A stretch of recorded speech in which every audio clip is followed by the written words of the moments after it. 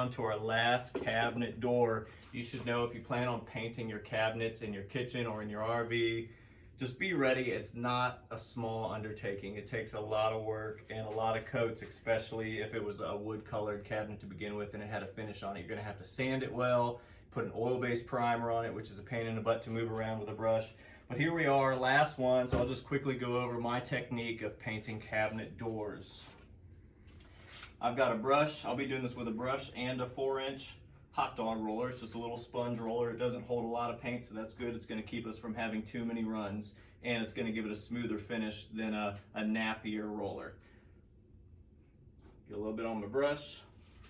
I'm going to start with this inside routed edge.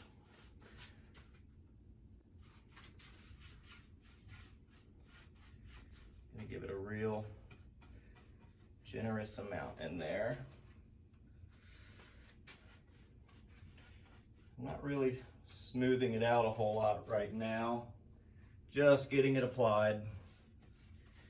All right, I've got all 4 sides of this done. Now I'm going to go back, smooth the paint a little bit. It's not too warm down here, so I'm not worried about overworking the paint. It's going to stay pretty wet for a while, so it's going to allow me to handle the paint for a little while.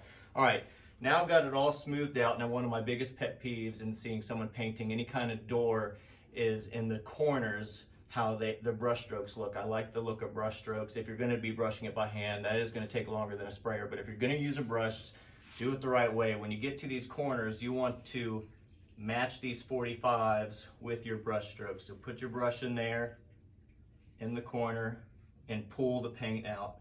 It's going to leave nice paint lines. It's going to leave a nice joint there in the cabinet door, the way it was meant to be, the way it was put together to begin with. So you kind of want to show that off in your painting. Put your brush in there at an angle, and then pull parallel to these grooves. All right, we got the inside done. We're going to move to the outside. This could be done with the hot dog roller, but I'm going to go ahead and do it with the brush. Going to liberally apply, paint these outer edges, smooth it out.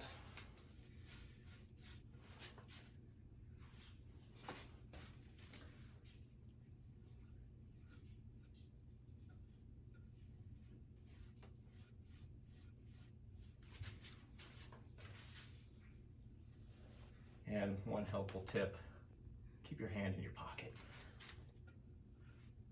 I'm not kidding. Putting your hand in your pocket is going to help relax you a little bit, and have on some good music. I turned the music off for the video, but it's going to really help you get in the zone while you're painting. I don't listen to anything too fast. I like to listen to slower music, classical music, almost opera style music, but not quite opera. All right, same thing with these corners. Starting the brush here and pulling the paint back. All right, I've got a wet paper towel here. I'm going to wrap my brush in while I'm using the hot dog roller. Get a liberal amount on the roller. All right, I'm just going to get the bulk of the paint off of this roller. All right, I'm going to come in here. I'm going to start in the middle of the edge of the panel, and I'm going to pull to the outside edge of the cabinet. And I'm going to go all the way around doing this. I'm going to evenly distribute this paint on the cabinet door. The first thing you're going to want to do when you get to the part where you can use the roller is just start rolling these edges, but all that excess paint is going to run over the edge of your cabinet. So just start in the middle, and now we're going to push to the inside. Starting in the middle, pushing to the inside.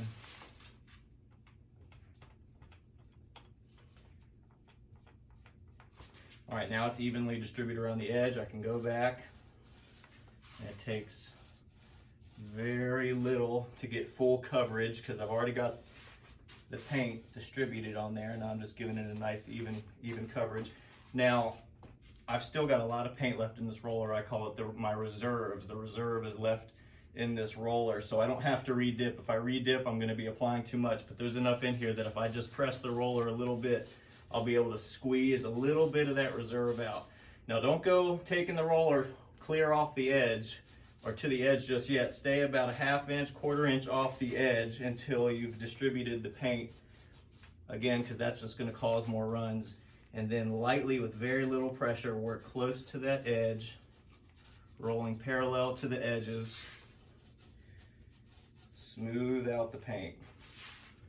Very little pressure. Too much pressure and you're going to ooze the paint down into that bevel, and you're going to have to come back with the brush and just have a little bit more mess to clean up. All right, there you go. There's the surface is done. We're moving to the edge with the hot dog roller. Again, using the reserve that I have left in my roller.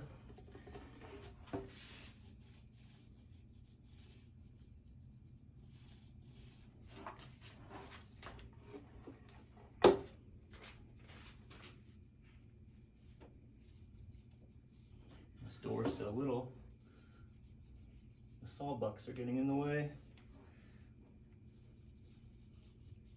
All right, because when I ran my paintbrush along this edge, filling in this routed edge, it did run down the side a little bit, but I was expecting it to. I knew that it would, so now that's smoothed out. Now it's all finished. I'm gonna go over it very slowly again, just looking at it, looking at all these corners, all these edges. This paint will run on you, so look for that. You don't want it to be dried. I'm just gonna lightly hold my brush and pull it through here. The paint is still really wet at this point because it is not warm in this basement, so this is not hurting anything. I'm not pulling up the paint or making it lumpy. I'm actually only just smoothing it further. It's giving me a chance to look it over, make sure there's no runs, and if there were any runs that pushed off the roller, I can take care of those. Edges look good. All right, I think that wraps it up. All right, so the next step, it's not really done. Yes, I'm done with this cabinet door, I hope. Now, follow me this way. When you set your cabinet door down,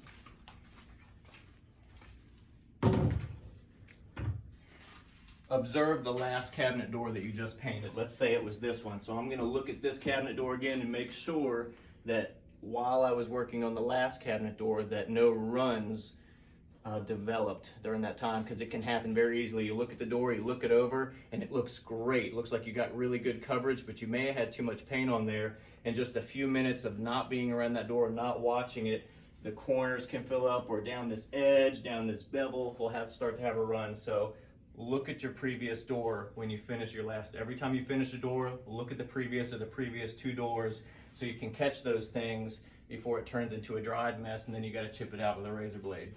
All right, that's it. We're ready to put some hardware back on these doors and hopefully get a couple coats in the camper. Hope you enjoyed.